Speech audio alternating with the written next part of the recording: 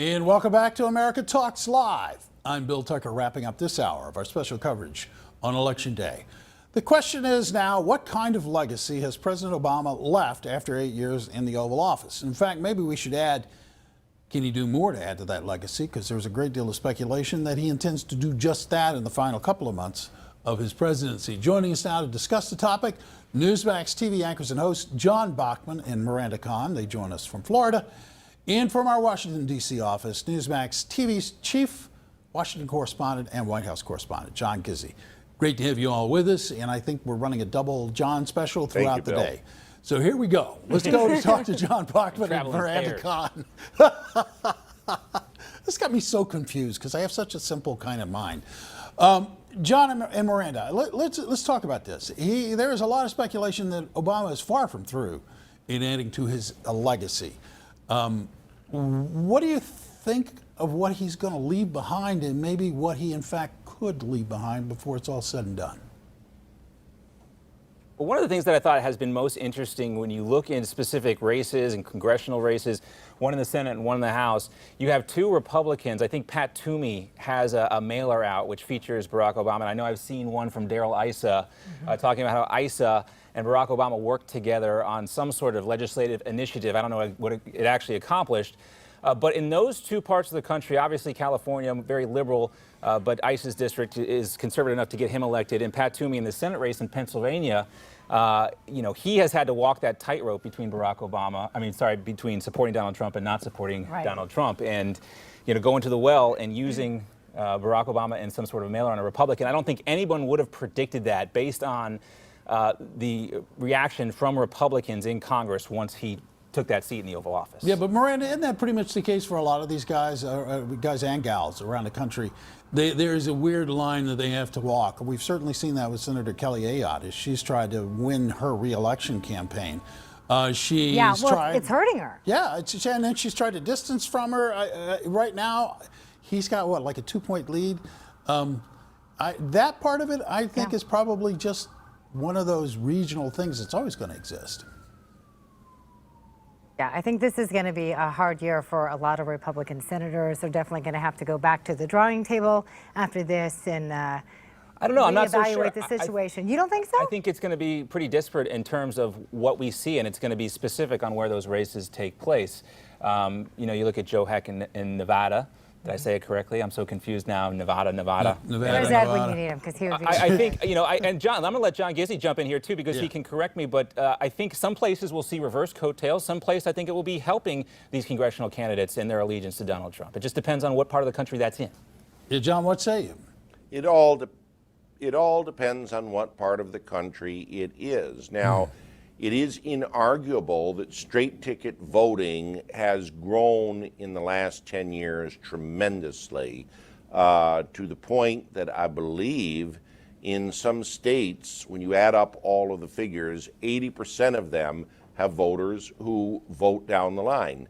When Ronald Reagan began his second term, only 47 senators came from states that had voted for the same presidential candidate of the same party. Today, that figure is down in the teens, frankly.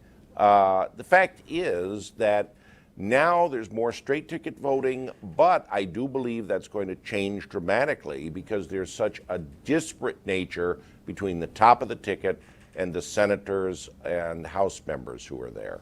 Well, there's a lot of rumors and speculation, John Gizzi, that we might see a pile of executive orders coming from Obama. You've covered Washington for quite some time.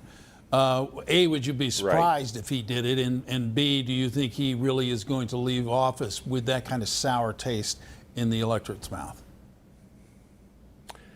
I don't believe he will, even though Press Secretary Josh Earnest has left the door open to the president using his phone and his pen as often as he has in the past.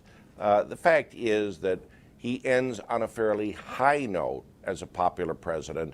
His numbers where Ronald Reagan or Bill Clinton's were at roughly the same period. So I don't think he's going to do anything left to disrupt this era of good feeling.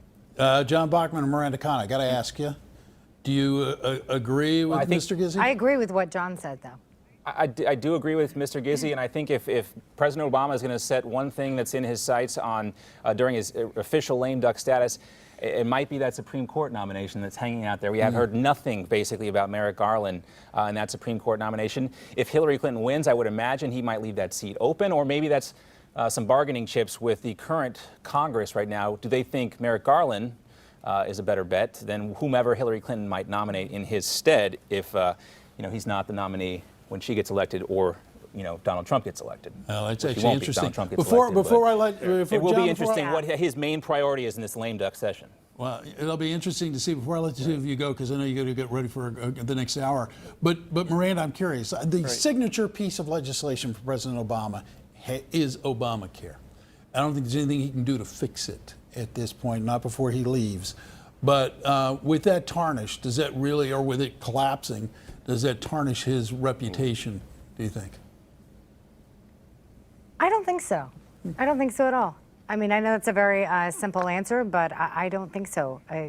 Especially if he's in Washington. I don't think he's worried about it because you hear him time and time again. Just the other day in Philadelphia, he was bragging about it. Yeah. So I don't think he's worried about that. Even if he gets to keep the 26-year-olds staying on their parents and the pre-existing conditions, if that remains as part of Obamacare, I think he would put that on the board as a victory. And nobody's going to take away the health insurance from those folks who could not get it before. A very difficult task for Republicans. That's really interesting. I'm going to come to Gizzi in a second. But John and Miranda, I know you got to run. Thank you so much for taking the time to be with us in this hour. We'll see you throughout the day. Talk to you again soon.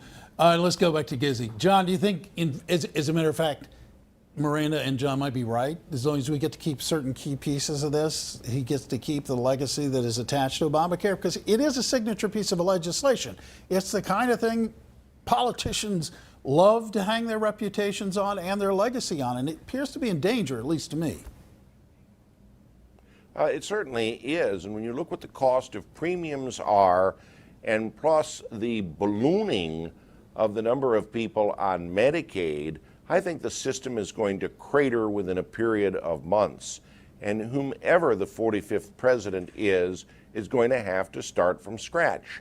Now, as for what parts are in there, whether or not one can stay on one's parents to a certain policy to a certain age, all that will be on the table. But I do believe that between now and 1 year from now, everything will be on the table regarding health care, and we will be back to the proverbial square one we were at in 2010.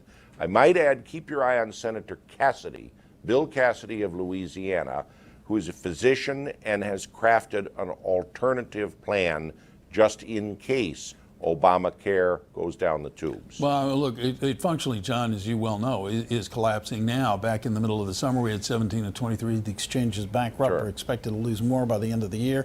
We're going to lose 650,000 more people are going to fall off those rolls, according to estimates by Bloomberg. It's going down the tubes. My question then is, Cassidy is an interesting idea. Does he have bipartisan support on this? Because whatever's going to happen next is definitely going to have to be bipartisan in nature. Yes, and remember something, there will not be a president, whether it's Donald Trump or Hillary Clinton, who is so committed to the specifics that Barack Obama was with the legislation soon to bear his name. And incidentally, I misspoke earlier. In 1987, barely 40 senators were from states that voted for a presidential candidate of the same party. Today, straight ticket voting is up, and it's over 80 senators who are. So I would say the partisanship has increased, but the critical nature of a healthcare system cratered will force bipartisanship. All right, John, from your ears to those down in D.C. Thank you for being with us. We'll see you throughout the night. Got a lot to go here today. And thank you for being with us and joining us. I'm Bill Tucker. I'll be around to bring you the latest election news tonight. So Ed Berliner, Steve Malzberg, and a whole host of others. Now Ed Berliner takes over for Hour 3 of America Talks. Don't go anywhere.